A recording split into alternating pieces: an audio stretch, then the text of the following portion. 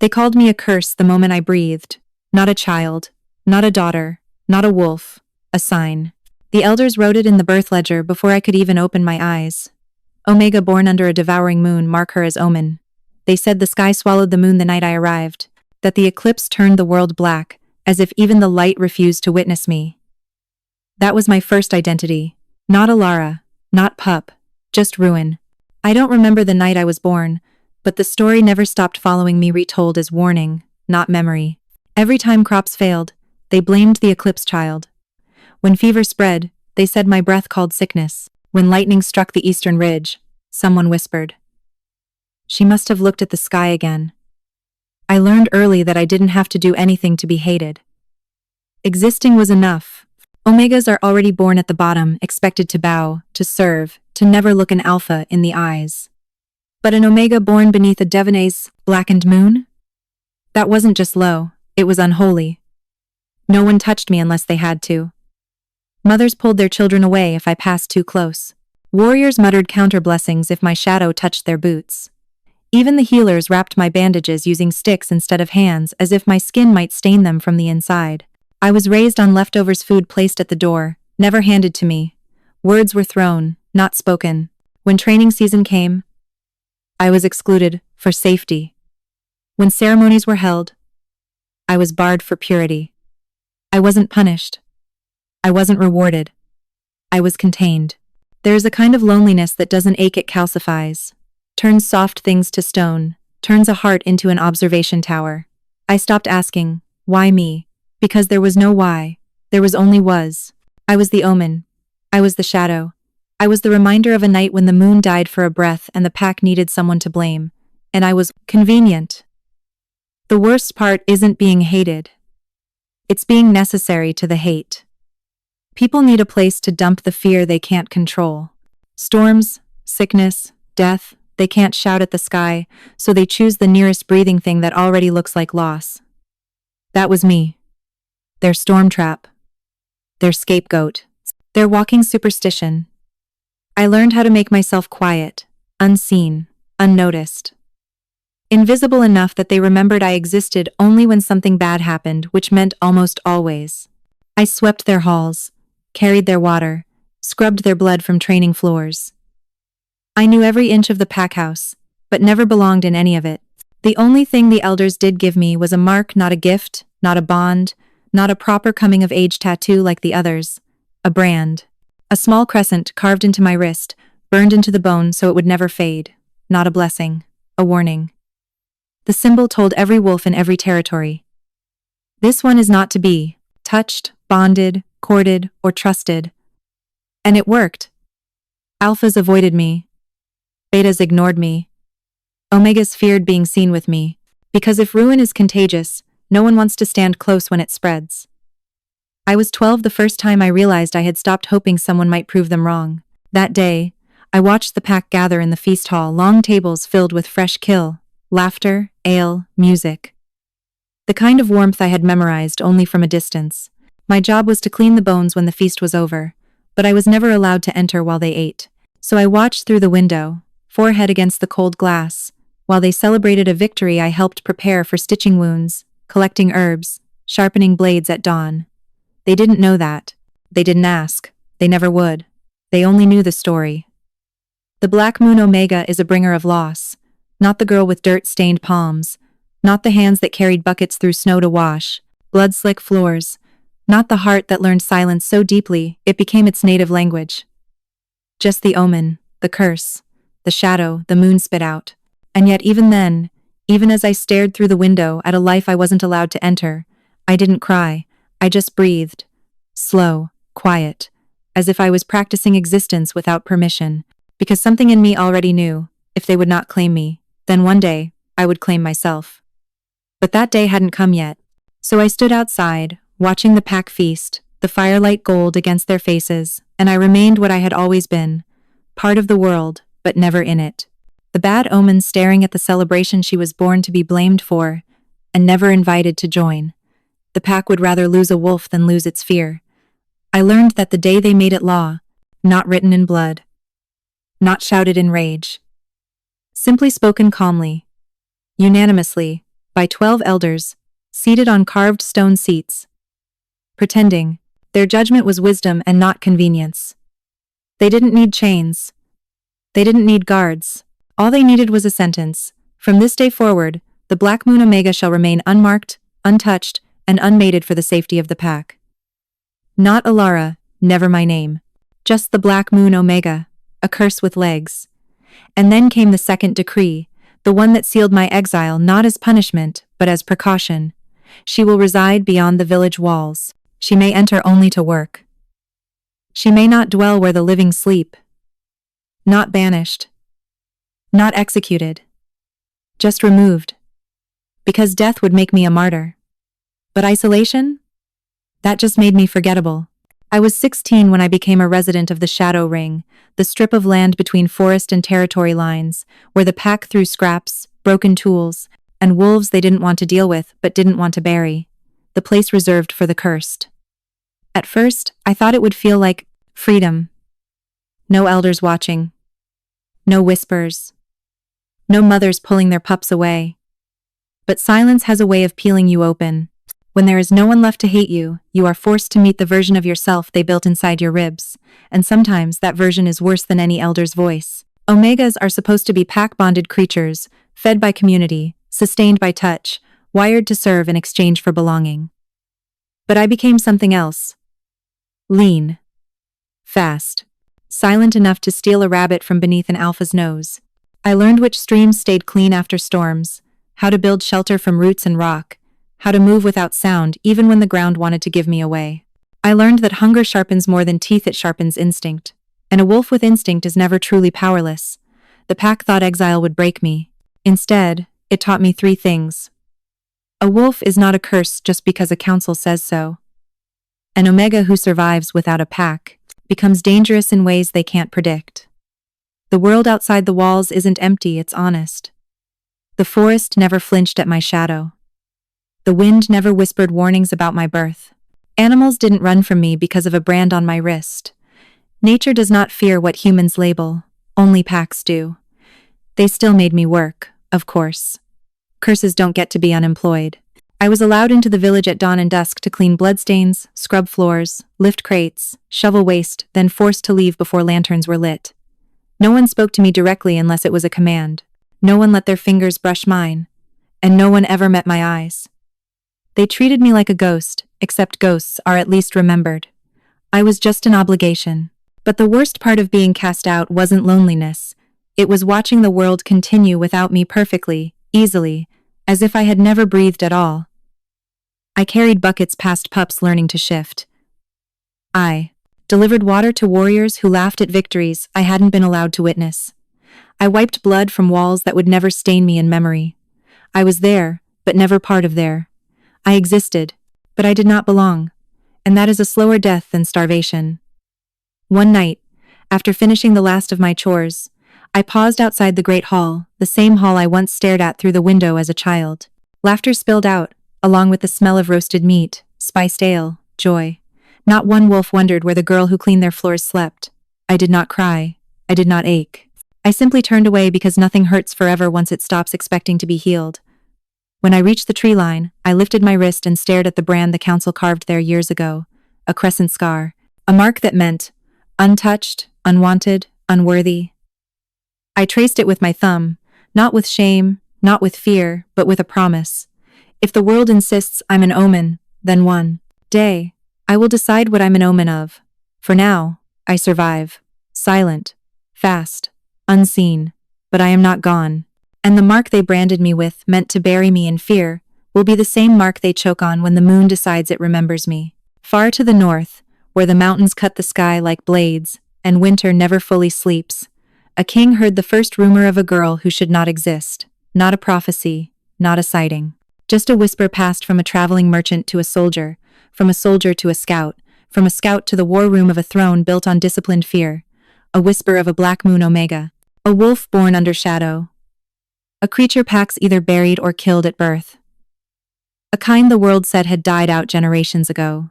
But the rumor didn't die, it traveled. And it reached the one man it should never have reached. King Rowan Varen, alpha of the northern bloodline, the wolf of iron flame, the king cursed by his own strength. I didn't know anything about Rowan then. But the stories others told of him traveled faster than messengers. They said he was born in battle, that his first shift happened not at 13 but at 10, a cub tearing apart a wolf 3 times his size. They said he never lost a war, that his presence alone bent rival alphas to their knees. That his wolf was made of lightning, heat, and fury, the kind of power no kingdom could leash. But power like that doesn't bloom without consequence. Rowan's curse wasn't a weakness of body. It was a fracture of control. His rage wasn't normal alpha fury, it burned hotter, faster, deeper. A blood rage that broke bone, memory, and reason. A storm no healer, no ritual, no moon oath could quiet. They said when it took him, he didn't recognize allies from enemies. Didn't see the throne, didn't see the world, didn't see himself. Only fire, only threat, only instinct. And every time the curse swallowed him, the aftermath looked the same. Ruined rooms, shaking soldiers, and a king with blood on his hands that wasn't always from strangers. The northern court threw everything at the problem. Iron cuffs forged with lunar metal, wards etched into his skin, 100 healers, 1,000 chants, herbs that burned, roots that silenced, potions that froze the wolf inside him for hours at a time. Nothing lasted. Control was a fight he was losing, and losing faster every season, until his healer said the one thing no one expected. This is not a sickness. This is imbalance. Rowan demanded clarity. The healer explained. His curse wasn't just rage, it was excess. Too much fire, too much dominance, too much alpha energy for a single wolf to contain. Nature once balanced such power using a counterpart instinct. A shadow, born Omega. One created to still what fire could not break. Rowan didn't believe him at first because in his world, Omegas were either domesticated or dead. But the healer pressed. If fire must be met with fire, you will burn the world. But if fire is met with shadow, the flame learns to breathe. So Rowan asked the question all kings eventually do when their power begins to cost them everything. What must I do? And the healer answered, find the Omega born under darkness, or lose yourself to the light. That was all it took. One rumor, one possibility, one chance at control. Rowan ordered a search, not a royal invitation, not a court request. A hunt. A continent-wide sweep for a creature the world treated like a myth or a mistake. Scouts were dispatched. Border packs interrogated. Travelers bribed, threatened, questioned. And soon, a direction emerged. A southern territory with a story of an eclipse-born girl. A village that fed a nameless Omega, but never let her stay within its walls. A wolf who lived outside civilization, yet hadn't died. A girl blamed for storms, sickness, and death, because fear is never creative, just repetitive. And for the first time in his life, Rowan, a king feared by armies, was the one chasing a ghost. Not to kill it, to survive it. I didn't know any of this when the search began. I didn't know a king had heard my name, not as an insult, but as an answer.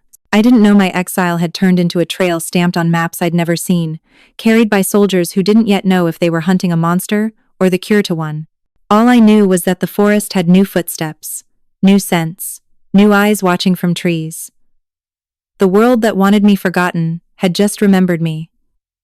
And the most dangerous wolf alive was coming, not to put me down like the curse they believed I was, but to see if the curse he carried could be stilled by the girl they threw away. Death did not frighten me. Being seen did. Death is simple, one breath taken, one breath not returned. But being seen? That is the moment the world decides what you are. And once it decides, it does not ask you again. So when the first unfamiliar footsteps entered the southern woodlands, heavy, disciplined, not the careless stomping of farmers or the cautious tread of hunters, I did not panic. I disappeared. Not because I feared being caught, but because I feared being believed in. Because if the stories were right, if a black moon Omega brings ruin, then the closer anyone got to me, the closer I dragged disaster onto their backs. And I already knew what it felt like to be blamed for things I didn't cause. I would not let strangers suffer for the curse they thought I was. The first day, I only watched them. 3 men, not pack wolves, their scent was foreign, colder, threaded with iron and northern pine. Their clothes were stitched with crestwork I didn't recognize. A black wolf crowned in flame. Royal. Not merchants. Not wanderers. Hunters with orders. I didn't need to hear them speak to know they were not here by accident. No wolves travel this far south without purpose. And no one crosses this territory without permission from the elders, unless they outrank the elders or intend to ignore them. Either way, I would not be here when they reached the old path. So I ran. Not recklessly, I didn't crash through branches or leave a trail to follow. I knew every route, every dip, every animal track. I moved like something the forest had shaped, not allowed. My feet didn't break leaves. My breath didn't steam the air. My heartbeat matched the woods, not the road, because I was not running from them. I was running around them. A shadow staying out of reach. I went deeper than I usually dared, past the stream where the water runs red with copper, past the gnarled oak that points toward the ridge, past the boundary where even hunters do not follow, into the ruins. Old stone. Older silence. What was once a sanctuary before the packs abandoned it for modern halls and polished floors. I found it years ago by accident, a crumbling archway, half swallowed by vines, leading to a den hollowed from earth and time. Bones of wolves long gone lay in the dust, but they never frightened me. Ghosts don't hate you for being alive.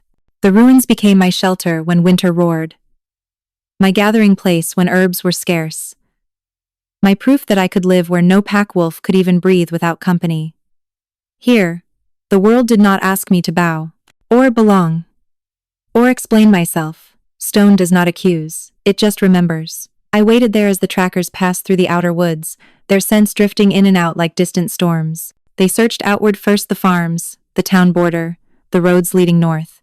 They questioned, bargained, demanded answers. But no one told them anything useful. Not because they wished to protect me, but because they believed I wasn't real, or worse, that speaking of me might summon the omen itself. That is the power of myth.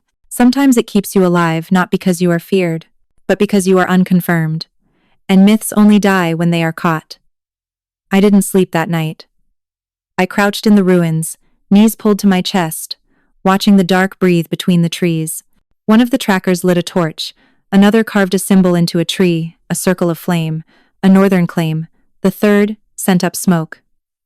3 bursts, then 5. A message, a signal, a call to someone far more dangerous than them. A king does not search in person for rumors. Unless those rumors matter. Unless something in the world has shifted, and he intends to shift with it. By morning, I understood something I had never let myself consider. I was no longer being avoided. I was being found. And not by the pack who rejected me, but by a man whose name I had never spoken, whose face I had never seen, whose curse I did not yet know I was tied to. I didn't know then what would follow the burning trees, the clash of 2 belief systems, the moment a king would look at me not as omen, but answer. I only knew one thing: the hunt had begun. And this time, I was not running to survive.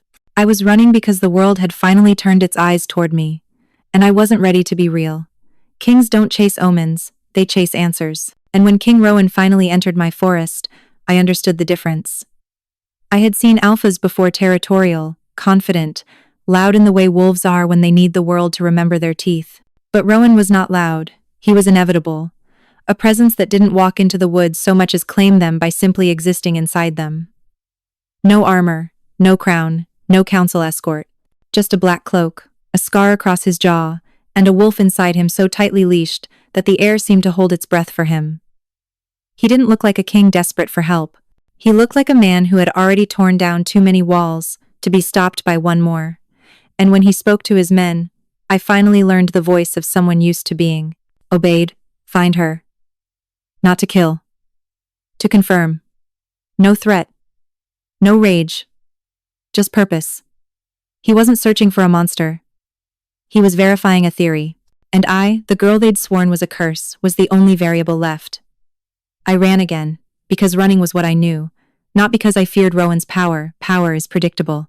I feared what he might decide after he saw me. Would I become a weapon, a prisoner, a proof, or just a convenient body to bury once the answer he needed was taken? I had lived my whole life avoiding the world's definition of me, but a king's definition, that could burn across nations. So I ran, through fern and root, over stone and stream, using every hidden path, every fox trail, Every space the forest carved for me because the woods may not have loved me, but they learned how I moved. But Rowan wasn't like the others. He didn't follow. He cornered. I smelled smoke before I saw flame. At first, I thought lightning had struck a dry limb, but the scent wasn't wild burn. It was controlled fire. Directed fire. A perimeter blaze. I climbed a ridge and my stomach froze. The outer forest was burning. Not chaotically. Not recklessly. In a ring. A slow-moving wall of flame driving inward, pushing everything animal, human, wolf toward the center. Toward me. It wasn't a hunt. It was a siege. Any other alpha might have marked borders with scent or steel, but Rowan used fire, not to destroy me, to remove every option except him.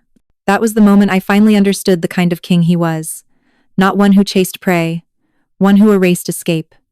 I didn't scream, didn't curse, just ran faster, deeper. But the fire followed like a patient predator, not chasing, hurting. Every time I veered left, flame blocked me. Every time I angled right, another section ignited. They weren't trying to catch me, they were trying to force me into being found. Because no matter what they believed about omens, they understood this. Myth running is still a myth. A myth cornered becomes real. By the time I reached the final clearing, the one near the ridge, where the ruins end and the cliffs begin, the fire had formed a half circle around me. Crackling bark. Falling ash. The sound of the forest being rewritten by someone else's will. I turned, breathing hard. Hair stuck to my face with sweat and soot. And he was there. Rowan, standing at the only exit the fire hadn't claimed. Not shifting. Not snarling. Just watching me. Studying me the way a soldier studies enemy terrain, not with hatred, but with confirmation. He didn't look victorious. He looked certain. "You're real," he said. Not a question, a verdict. The words hit harder than flames ever could, because until that moment, I had survived by being unbelievable. Now I was undeniable, and that is far more dangerous.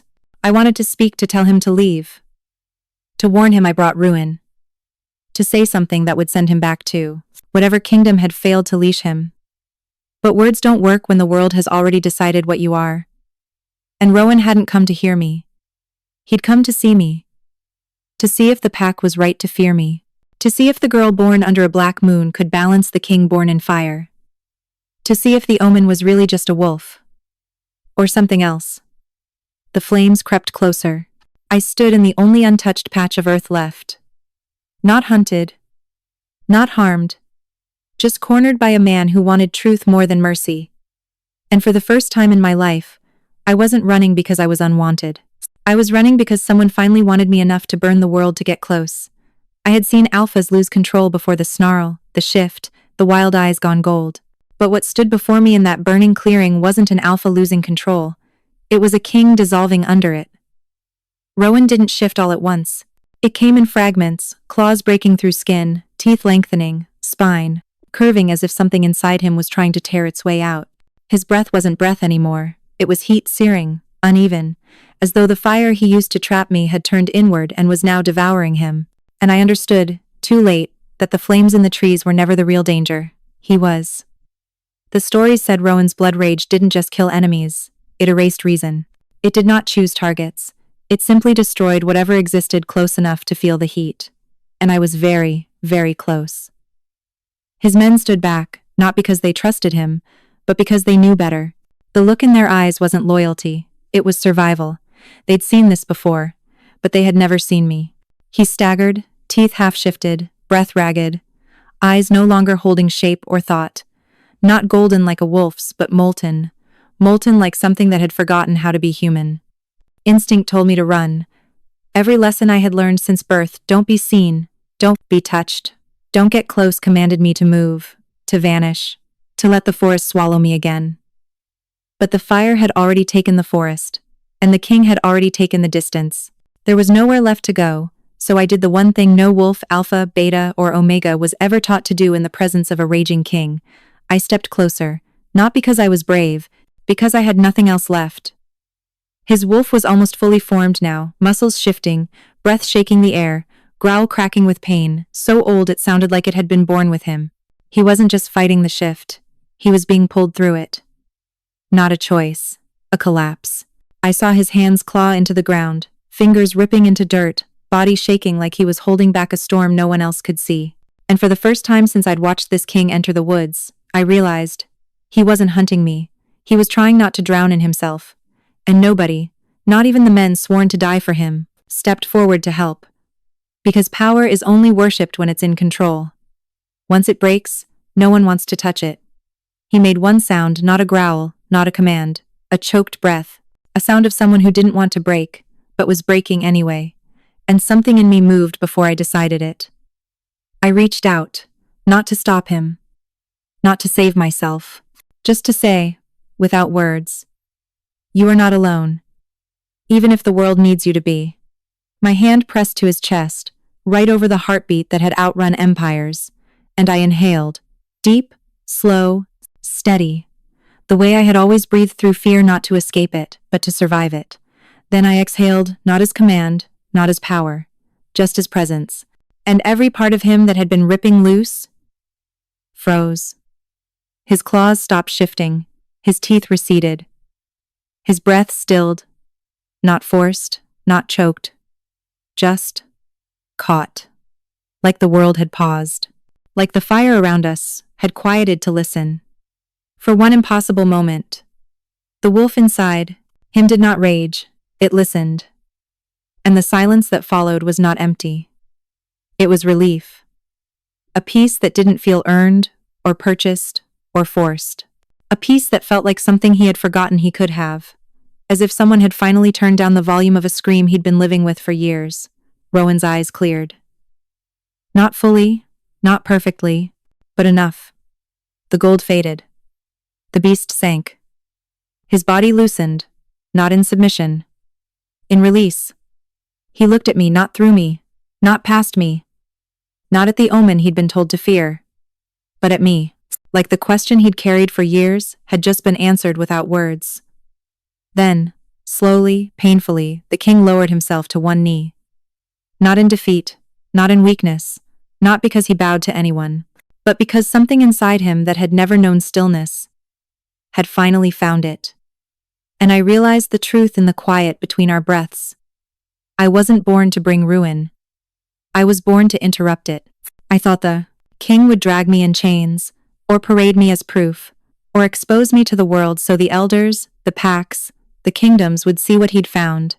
But Rowan didn't imprison me. He hid me. The moment the fire died and the rage inside him went silent, he stood not as a beast, not as a conqueror, but as a man who had tasted peace for the first time in years and was already afraid someone might take it away. His men watched him, waiting for orders. Not one of them looked at me with curiosity or awe. They looked at me with caution. Because if a king who had never bowed could be stilled by a single touch, then whatever I wasn't safe to name aloud. Rowan didn't ask me who I was. Didn't ask how I did what I did. Didn't ask what the pack had done to me, or how long I'd lived alone. He simply said, "Come with me." Not a command, a decision already made. He didn't march me to a dungeon. He didn't place me in chains. He put me on a horse, wrapped a cloak around my shoulders, his cloak, heavy with the scent of pine and winter steel, and rode north in silence. No one spoke on the journey. Not because they distrusted me, because they were protecting something they didn't understand yet. And so was he. The northern court was nothing like the southern packlands. No feasting hall noise. No children running in dirt. No elders gossiping under sunlight. The castle rose like a fortress made of mountain bone, sharp angles, stone spines, torches burning blue in the wind. And the wolves who lived there didn't bow when the king passed. They watched him, as if the only thing stronger than loyalty was fear of what might happen if loyalty broke. And in the middle of that tension, I entered as a stranger, a stray, a shadow walking behind the king no one dared question. Rowan never introduced me. He spoke only one sentence to the guards at the inner gate. "She is under my protection." That was enough. Not because they trusted me, because they trusted his claim. And a king's claim is law until proven unworthy. I expected a cell, a servant's room, a distant corner where I could be forgotten until needed. Instead, he led me to a chamber near his own, not luxurious, not decorated, just safe. Then he said something I didn't understand at first. You won't be recorded. No name in the court ledgers, no entry in the guest logs, no title, not prisoner, not advisor, not Omega. A ghost inside the castle walls one only he and a handful of trusted guards knew existed. You don't want anyone to know I'm here, I said. He didn't deny it. Not until I understand what you are, he replied, and not until I know who would try to take you from me. His voice wasn't possessive, it was strategic. This wasn't about ownership, it was about survival. His and mine. He didn't assign guards to watch me. He assigned them to shield me, not positioned at my door, but at the corridors around, his council chamber. The message was silent but clear. I was at risk not from outsiders, but from the people inside his own kingdom, because whatever I was omen, cure, imbalance, threat, it disrupted power, no one wanted disrupted. And if word spread that the king's curse had been softened by a black moon Omega, one long buried by history, the council would tear the world apart to either claim me or erase me. So Rowan gave me something I had never had. Protection without ownership. And then something stranger happened. We spoke. Not as king and subject. Not as alpha and omega. As two creatures who had been taught that control was the only way to stay alive, and were slowly learning it wasn't the only way to exist. I taught him breath, the kind that doesn't fight the storm, just outlasts it. He taught me what life looks like when fear isn't the only language the body knows. He corrected my stance when I walked like prey. I corrected his breath when his pulse climbed like a trapped drum. He asked nothing from me except honesty. And I asked nothing from him except distance, which he gave until I stopped needing it. I never sat at the high table, but he placed a chair for me beside the throne behind a carved screen of dark wood, where I could see the court but the court could not see me. Not a decoration, not a servant, a witness. To the weight he carried, to the fury he hid, to the calm he now knew how to reach. He didn't say it aloud, but I understood. He didn't want a mate. He didn't want a healer. He didn't want a servant. He wanted the only thing the world had never allowed him, someone who could see him and still stay. So I stayed, unlisted, unclaimed, unannounced, not because he hid me in shame, but because he hid me like something he wasn't willing to lose. And for the first time, I wasn't surviving as a shadow. I was choosing to remain one, because the king who could burn forests was willing to burn for me. Powerful wolves don't panic when they're losing control. They panic when they realize someone else can control what they never could. That was the beginning of the council's suspicion. Not the burned forest, not the king's sudden calm, not the way Rowan now walked through the halls without the usual iron restraint in his shoulders. No, what frightened them was the absence of violence. A king who had shattered tables, walls, and bone, while fighting his own wolf, now sat in council meetings without breaking a single thing. And peace, in the wrong hands, is louder than war. They started small, questions dressed as politeness. My king, your blood rage has lessened. Have you found a new healer? Your temper seems contained. Have you been blessed by the moon again? Is it true you didn't destroy a single guard this week? Remarkable. Rowan answered with silence, the kind that sounded patient but was really warning. But silence doesn't fool wolves who've survived centuries by smelling what others hide. The council didn't look for answers in the king. They went digging for them in shadows, in the servants' halls, in the guard rotations, in the records of food rations. And one night, they found me. Not my name, not my presence. Just my difference. An extra tray brought to a room no one was allowed to enter. A cloak washed with no signature scent. A healer's herbal smoke drifting from a chamber not assigned to healers. And worse, the guard assigned to watch a wall had changed twice in 1 month, receiving double pay and sworn secrecy. That was enough. Not proof, but threat. They summoned Rowan to the council chamber, a circle of stone and flickering firelight, where decisions were made the way wolves mark territory. In silence first, in blood later. I wasn't there, but I heard every word through the vented stone of the hidden passage above the hall, the only place Rowan allowed me to listen. Council Elder Theron spoke first, voice, polished like a blade meant for ceremony, not mercy. My king, Your wolf has not raged in over 3 weeks.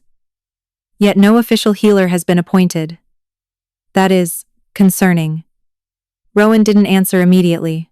I could imagine his face, unreadable, patient, deadly. Elder Marith continued. A curse does not break itself. Something or someone has interfered. That word, someone, spoken like a scent they couldn't trace yet but could already taste.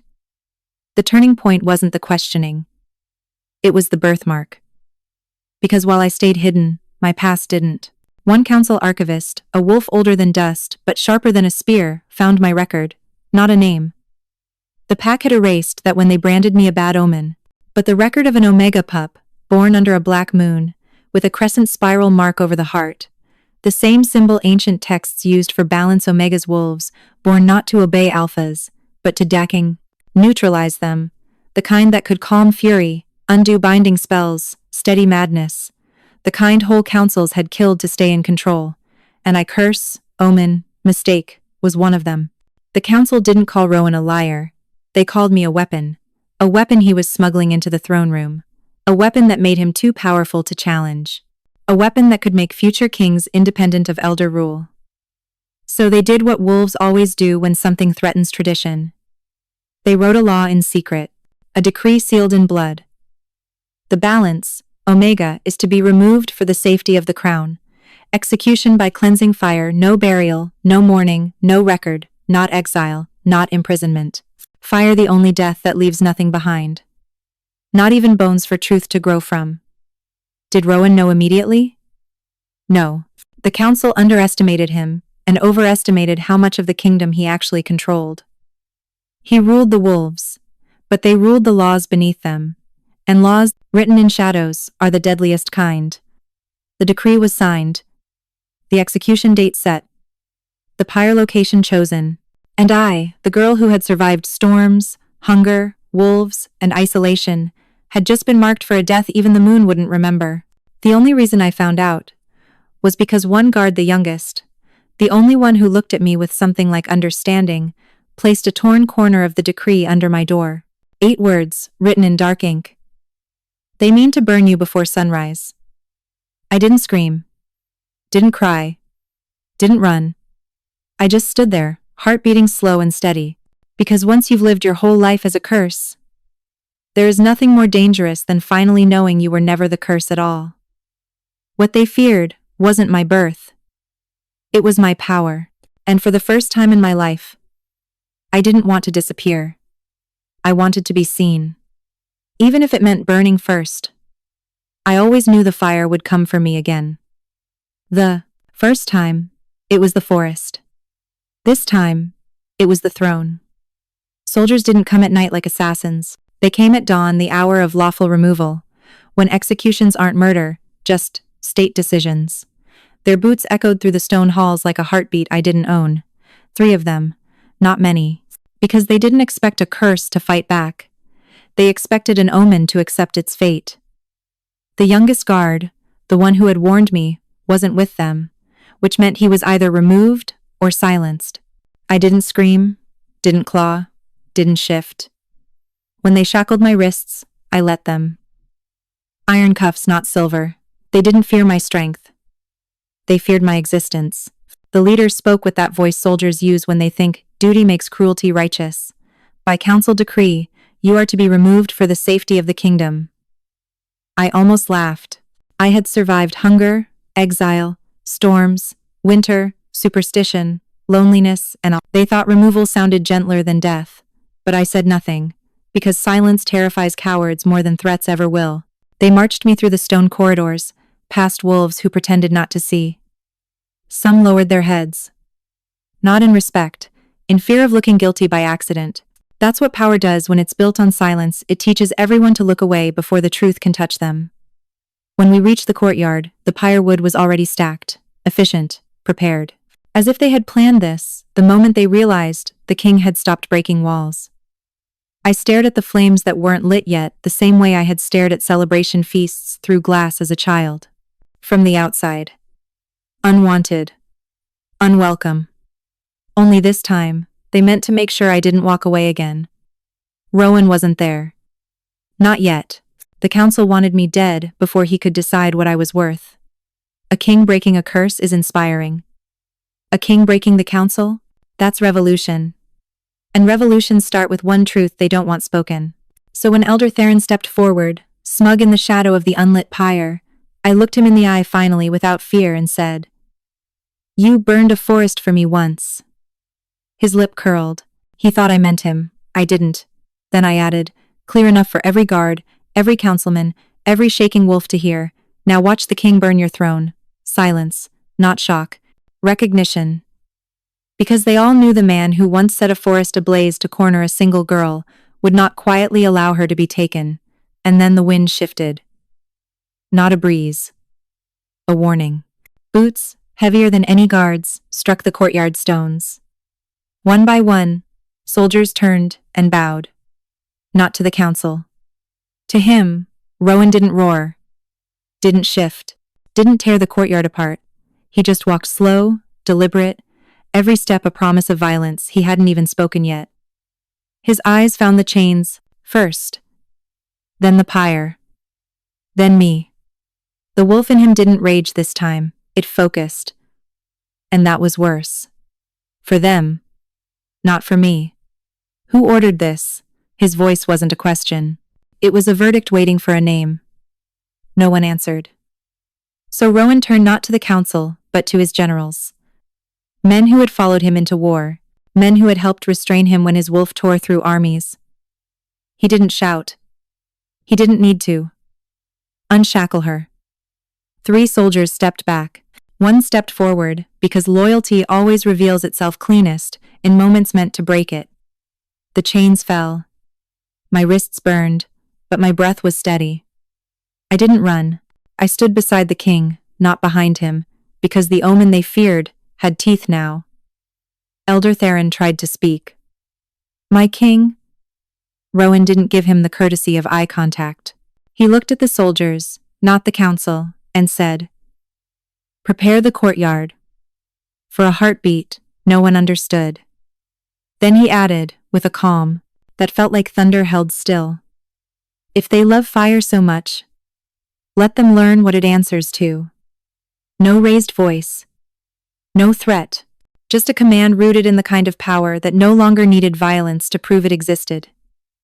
His wolf was there in every syllable, every pulse under his skin. Not raging. Not breaking. Waiting. For my breath. For our next move. Because this time, the fire didn't come for me alone. It came for all of us. And the king wasn't going to stop it. He was going to aim it. There is a moment, right before war begins, when even the air forgets how to breathe. That was the silence that fell over the courtyard. The council thought they had cornered a curse. They didn't realize they had provoked a king. Not the one in tapestries, crowned in gold and ceremony. The other one the wolf carved from fire and ruin. The one who didn't kneel to bloodlines or law. The one who burned forests just to reach the girl the world tried to erase. Me, Rowan, didn't roar when he declared the council guilty. He didn't shift. Didn't snarl. Didn't tear throats the way legends said he could. He just turned his head, looked at the men who had stood beside him in every battlefield, and spoke 5 words that cut deeper than any blade. They tried to control the crown. Not challenge. Not advise. Control. And in a kingdom ruled by strength, that was treason. Elder Theron tried to interrupt, voice shaking beneath a veneer of confidence. "My king, your curse makes you unfit to..." Rowan didn't even look at him. "Your fear makes you unfit to live." That was it. A line drawn, a verdict spoken, a crown reclaimed. The wolves split immediately, not into enemies versus allies, but into those who still worshiped tradition, and those who remembered who bled to save it. Half the courtyard knelt. Half raised weapons, all because of me.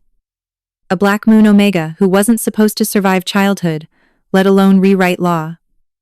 I should have shaken, should have panicked, should have tried to stop it, but I didn't, because for once, I wasn't the hunted. I was the reason the hunt was turning backward. "Bring her forward," one of the loyal generals said. Not at me, at the man still holding the iron chain attached to my wrists. The soldier hesitated, and that was enough. Rowan crossed the distance himself. No flourish, no spectacle.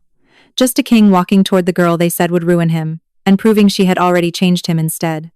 When he reached me, he didn't use a key. He gripped the chains iron, forged for restraint, and snapped them apart with his bare hands. Metal cracked like bone. The courtyard gasped. He didn't look away from me as he did it. The message was clear. No one binds what I protect. You're free now, he said quietly. But that wasn't true. Not yet. Because freedom is not just the absence of chains. It is the absence of people who think they have the right to put them back on. And the council still stood. Alive. Unburned. Believing power belonged to tradition. Not truth. So Rowan turned. And the world turned with him. I spared you when you used my curse to govern me, he said to the council. I will not spare you for trying to kill her. The wolves behind him straightened. The wolves behind the council tightened their grips. No one spoke. No one blinked. No one pretended this was anything but the beginning of something that could not be undone. And then Rowan said what I never expected. The girl you tried to burn is not my weakness. He paused. Then, she is the reason I am no longer yours. The forest behind us crackled flames catching again. But this time not to trap me. Flames set by him. Not as punishment. As declaration. The hunt was reversed. The hunted was being defended. The hunters were now prey. For the second time in my life, I stood before fire. The first time, I was meant to disappear, inside it. This time, it was meant to erase those who tried to decide I didn't belong. I looked at Rowan, not at his crown, not at his rank, but at the man who had once been ablaze looking for something to destroy, and had finally found something to protect instead. I didn't ask you to burn for me, I said. He nodded. You didn't have to. Because that's the truth. No decree, no elder, no throne understood. Kings do not burn forests for omens. They burn worlds for choices. And Rowan had already made his. I never imagined a crown would weigh less than a brand. But maybe that's because a crown is offered. And a brand is forced. The day Rowan called the wolves to the great hall, word spread faster than fire ever had. Not because the council had fallen though they had. Not because the kingdom was changing though it already had. But because the king had summoned me. The Omen. The outcast. The girl they once swore should never be seen beside a throne. They didn't know why I was there, but they knew it wasn't for punishment. I walked in without chains. And that alone rewrote more history than any decree. The hall was full wolves from every rank, every age, every fear still trapped in their breath. Some stared at me with caution. Some with awe they didn't want to admit. Some with resentment, because nothing threatens power more than the one who survives outside of it. Rowan didn't stand on the dais. He stood beside me. No crown, no armor, just the quiet certainty of a man who had made up his mind and would burn through anyone who challenged it. He didn't raise his voice. He didn't need to. The age of fear ends today. No one moved, but I felt the entire hall breathe differently. He turned, facing the wolves who had once whispered about the cursed birth under a black moon. There will be no more children condemned for the moment they enter the world. His words did not ask for approval. They asked for memory. And every wolf in that hall remembered the stories, the superstition that became law, the law that became cruelty. Rowan continued. There will be no wolves born to be feared. My pulse stilled. Because that sentence, that one was the undoing of everything that had branded me unworthy of love, life, or belonging. He stepped toward me, slow, deliberate. The way a king approaches a vow, not the kind written on paper, the kind written on bone. I do not mark her to own her, he said, turning so every wolf could see his face, his eyes, the conviction in them. I mark her because there is no throne I will sit on without the one who made me worthy of ruling it. A few wolves gasped. Some bowed their heads. Some whispered in disbelief. Because everyone knew what came next. Marking wasn't a ritual. It was a declaration. In our world, marks meant mate, property, bond. But Rowan changed that with a single sentence. She is not my possession. He lifted my hand. She is my balance. The hall didn't cheer. It didn't erupt.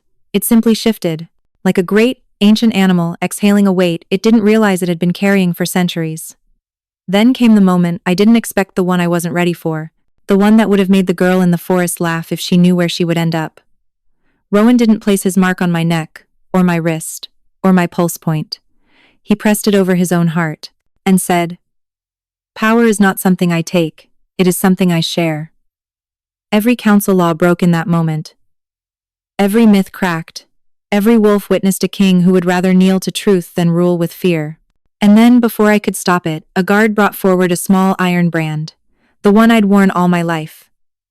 The one that named me Bad Omen, unworthy, unmated, unloved. Rowan took it from him. He didn't ask permission. He didn't need to. He heated the metal until it glowed, then pressed it not to my skin, but to the stone floor beneath us. The hiss of burning iron echoed through the chamber. The mark that once defined me burned into ash.